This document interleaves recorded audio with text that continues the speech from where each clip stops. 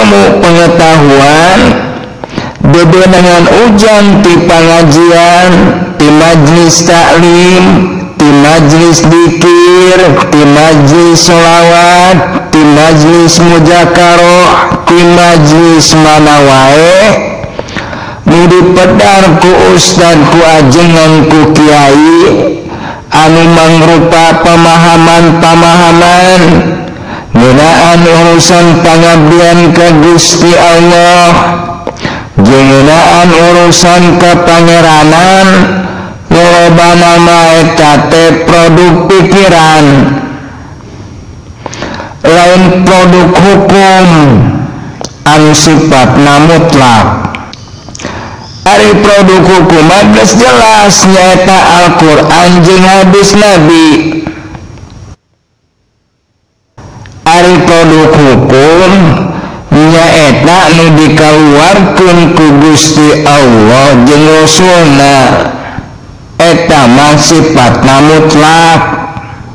Sedengkeun ari produk pikiran nyaeta pelajaran-pelajaran, pemahaman-pemahaman anu dikaluarkeun ku ajengan, khususna ngeunaan kapangeranan, eta mah sifatna relatif.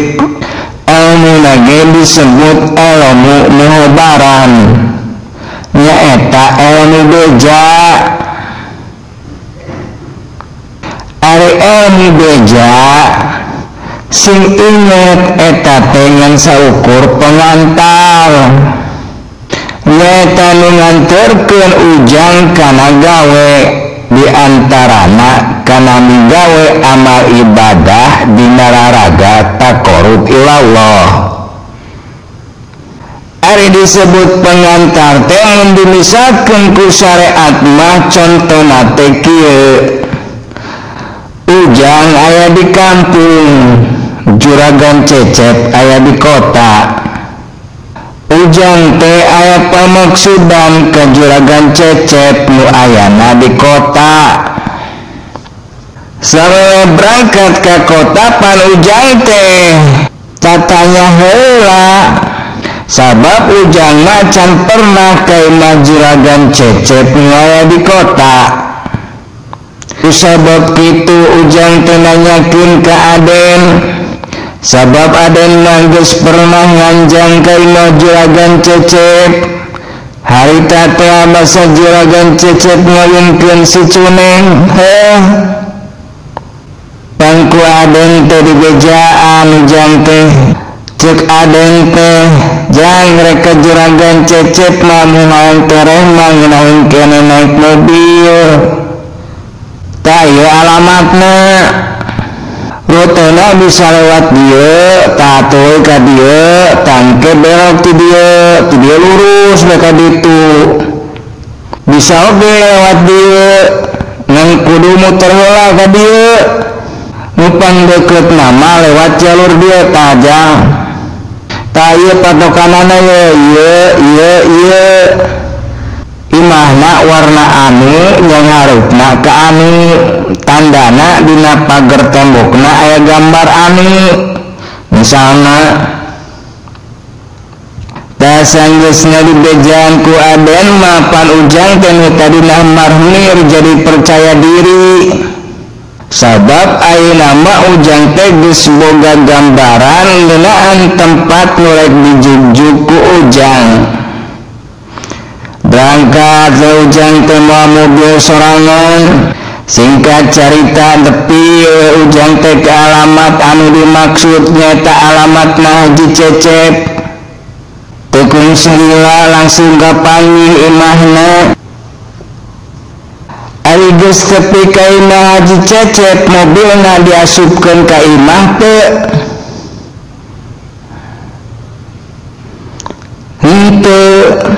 Mobil nama ditinggalkeun di buruan, sabab mobil mah tugasna teh ngan saukur pengantar.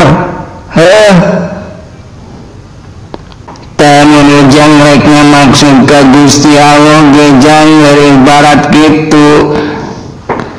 Ari kernya ngarep ka Gusti Allah mah lesotkeun ilmu kanyahona supaya kadituna teu jadi aib. Ada ujang naguna dan doa asup ka imah Haji Cecep pan jadi aib kadituna teh jang lain menang pujian ti Haji Cecep malah menang pangusir. Paling Haji Cecep diusir naonna ngari maneh mobil dibawa ka imah. Maksa asup ka imah ngadobrak panto. Pan aib kadituna teh. Jadi ujangnya ngarep ka pangeran teh lain rek ngadu ilmu tapi rek ngagungkeun jeung sumrah diri ka pangeran. Tak kusabab kitu esotkeun sakabeh ilmu moal barang. Ari ilmu moal barang teh nyaeta karek sebatas informasi anu diinformasikeun deui. Cek ilmu komunikasi nalika suatu informasi ditepikeun ti jalma ka jalma ti waktu ka waktu maka bakal terjadi misingling. Ari misingling teh nyaeta terputusna suatu rantai informasi sehingga kadituna bakal terjadi distorsi terhadap eta informasi. Artina informasi nu katampa ku ujang teh henteu utuh. Jadi ari distorsi teh rusakna informasi gitu, atawa terjadinya pengurangan atawa penambahan anu mengakibatkan eta informasi teh teu utuh, teu sarua jeung sumber asalna jeung aslina, jadi teu otentik. Teu kusabab kitu tong Gusti kana ilmu pengetahuan. Datangna ujang yang ngarep ke pangeran lain sebagai jama anu pinuh ku ilmu pangaweuruh. Artina sapinu-pinuna ujang ku ilmu ari rek ngarep ka Gusti Allah mah kudu dikosongkeun. Datanglah menghadap kepada Gusti Allah sebagai jama fakir. Di antarana jama anu fakir ku ilmu. Sabab loba jalma caritana marek taqarrub ilallah tapi dina taqarrubna ringkung ku babawaan. Sagala dibawa di antara nu dibawana nyaeta ilmu pengetahuan ngeunaan ka pangeranan yang harupna bari mawa ka nyaho asa pangnyahona. Kuring teh nyaho yang pangeran teh demikian asa pangnyahona jeung pangwawuhna ka pangeran. Teh jalma nu samoda kitu moal nambahan ka nyahona, moal ningkat ma'rifatna. Artina mun ujang seperti kitu eta teh ngandung arti ujang teh kurung batok. Geus kakurung ku ilmuna anu sauted. Artina deui ujang teh geus nutup diri kana ilmuna pangeran anu tanpa wates wangeunna. Ieu jang 7 samudra dijadikeun mangsina jeung sakabeh tangka dijadikeun penana. Jeung sakabeh lapisan bumi jeung lapisan langit dijadikeun kertasna pikeun nulis ilmu milik Allah. Moal cukup yang sok sanajan didatangkeun deui 7 kalina nu samodel kitu tetep moal cukup pikeun nampung ilmu pangeran. Mata nalika Kangjeng Nabi Khidir jeung Kangjeng Nabi Musa aya dina luhur parahu, aya kajadian anu aneh tapi nyata. Nyaeta aya manuk leutik atraksi. Mun di urang mah manukna teh sagede manuk piit. Eta manuk ti luhur nyuruwu ka handap kana cai laut. Geus nepi kana cai laut eta manuk teh hidup cai laut ku pamatukna. Cai nu dicidukna henteu loba ngan sakeclak. eta manuk teh bangun ngahaja supaya ditonton ku Kangjeng Nabi Khidir jeung Kangjeng Nabi Musa. Ari geus ditonton mah ku aranjeunna eta manuk teh berjauh. Da Kangjeng Nabi Musa teh herane ningali eta kajadian teh. Kakara ayeuna meureun ningali manuk nu bisa atraksi model kitu.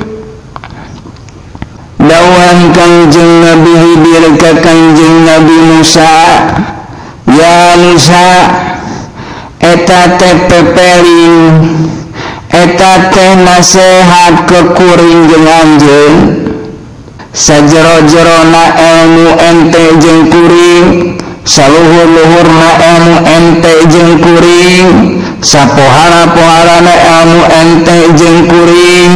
Di hadapan pangeran mah ilmu urang dua antengan karek sakeclak. Sakeclakna cai nu diciduk ku eta manuk, eta teh siloka tina ilmu ente jeung kuring. Sedengkeun 7 samudra anu teu bisa diciduk ku eta manuk, eta siloka tina ilmu pangeran anu can dipikanyaho ku urang duaan. Itu tah ilmu Kangjeng Nabi Khidir jeung ilmu Kangjeng Nabi Musa mun dihijikeun lobana ngan sakeclak. Atuh komo mun ilmu ujang moal aya sakeclak-sakeclakna acan Ku sabab kitu mangka orang sing sadar kapal bandingnya, datanglah menghadap ke pangeran dengan tangan kosong, dengan tangan terbuka. Ulah datang bari nyeupeul, diantarana nyata nyeupeul kanyaho anu sakeclak. Matak disumbokeun ku kolot urang baheula nalika wirid atawa aurot dua dampaleunna henteu ngeupeul jeung henteu nangkub tapi namprak. Ta eta teh simbol tina kafakiran diri. Inna shadaqatu lil fuqara, saestuna ari karunia Gusti Allah eta dipaparinkeun ka jalma-jalma anu fakir. Jadi fakirna fakir maknawi. Fakir di dieu lain artina teu boga harta banda, tapi jalma-jalma anu bisa ngosongkeun pangakuan dirina, anu bisa ngalesotkeun rarangkeun dirina, anu bisa ngosongkeun wadahna, hartina, kacida butuhna ka pangeran, diantarana butuh ku ditambahan ilmuna. Kusabab itu meunang bagian tina nikmat karunia gagungan Gusti Allah, kosongkeun heula wadahna, ulah mawa wadah anu pinuh. Artina kosongkeun wadahna, tamprakeun leungeunna. Itu tajama nu teu ngalesotkeun ilmu pengetahuan nalika mihadap ka pangeran, eta teh jauh beda jeung monyet. Tingali monyet, osok ningali monyet tara. Baheula mah di Gunung Galunggung loba monyet. Ayeuna bakeun teh jang geus sila teu ka ditu. Eta monyet leungeun nu kenca geus ngeupeul suuk, leungeun nu katuhu ngeupeul suuk. Ningali urang keur nyekel anggur, eta monyet teh ngudag. Dasar monyet caritana mah menta anggur ka urang teh, tapi teu bisa nampananana. Naon sababna?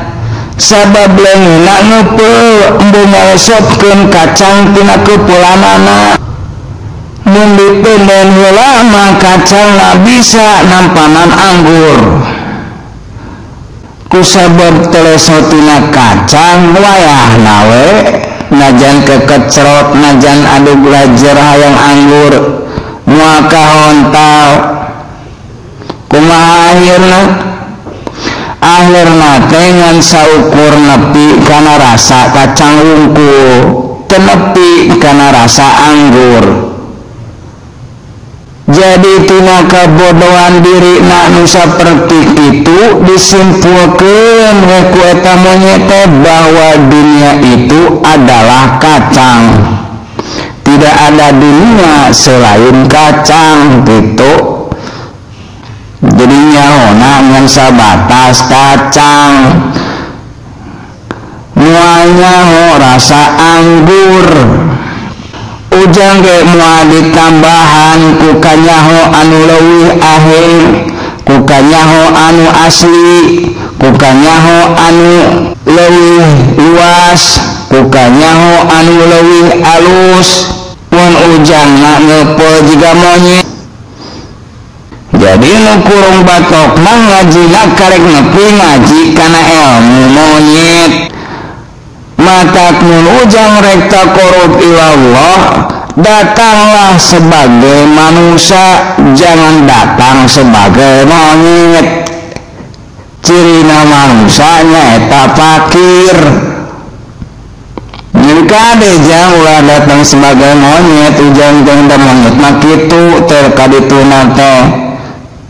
Datang sebagai monyet mah cirina leungeunna ngeupeul, hartina embu ngaresopkeun kana kanyahona anu karek sakeclak, anu karek sabatas informasi anu kena ku mising jeung kena ku distorsi, hartina informasina teu otentik. Jadi tong datang sebagai monyet, sabab monyet mah teu layak asup ke hadirat ilahi Robbi itu. Matak nu kitu mah bebeunanganna ge lain anugerah tapi aeb. Nepi ngan sabatas kana kanyahona. Meningkat tina informasi karena sumber informasi anu asli. Yang dia alami hanya informasi tentang kebenaran, tapi kebenaran itu sendiri tidak pernah dia alami. Dan supaya kebenaran itu ku ujang dialami sendiri, supaya ujang tambah jemar dina ilmuna, dina pangalamanana, mangka diantarana kudu daek taqarrub ilallah. Jadi kudu daek mujahadah jeung riadoh. Dina mujahadahna dina riadohna kudu eling jeung waspada. Di antarana anjeun kudu sadar yen ilmu muhabaran nu dicekel ku anjeun teh eta teh ngan saukur pengantar atawa pendorong, nyaeta nu ngadorong anjeun pikeun migawe taqarrub ilallah. Ari keur dina taqarrub ilallah mah kudu bisa lesot tina ugeran pengetahuan. Ari pengetahuan nu aya di setiap zaman hirup di zaman ayeuna, rek naon wae pangkatna eta jalma, khususnya pengetahuan ngeunaan ka pangeranan, eta teh pengetahuan parsial. Ari pengetahuan parsial teh nyaeta sebagian kecil tina pengetahuan anu aslina, tina pengetahuan anu utuh, tina seluruh pengetahuan. Hartina bukan merupakan keseluruhan dari kenyataan anu sabenerna. Atau dengan kata lain, ilmu pangeran nu aya di ujang bukanlah pangeran itu sendiri. Sabab aslina pangeran mah teu bisa dijelaskan secara utuh dan menyeluruh ku ilmu pengetahuan akliyah. Tong borok soal pangeran dalahkah manusia anu katangkep ku panca indra ge teu bisa ngajelaskeun secara utuh. Sabab setiap orang punya sudut pandang masing-masing. Contohnya Ujang kenal ke Haji Cecep, Aden kenal ke Haji Cecep, Udin ge kenal ke Haji Cecep. Tapi nalika nyaritakeun Haji Cecep, caritana berbeda-beda. Nu dicaritakeun ku Ujang mah kabageranana, nu dicaritakeun ku Aden mah kamewahanana, nu dicaritakeun ku Udin mah kajujuranana. Tasok sanajan pengetahuan Ujang jeung pengetahuan Aden jeung pengetahuan Udin digabungkeun dihijikeun, tetep eta pengetahuan teh teu mencakup kana aslina, nyaeta teu mencakup lahir batinna Haji Cecep 100%. Komo ngeunaan pangeran. Matak mun erek takorup ilallah kudu jadi pribadi anu terbuka, ulah kurung batok. Muncul bahasa malaikat mah subhanaka la ilma lana illa ma 'allamtana innaka antal alimul hakim.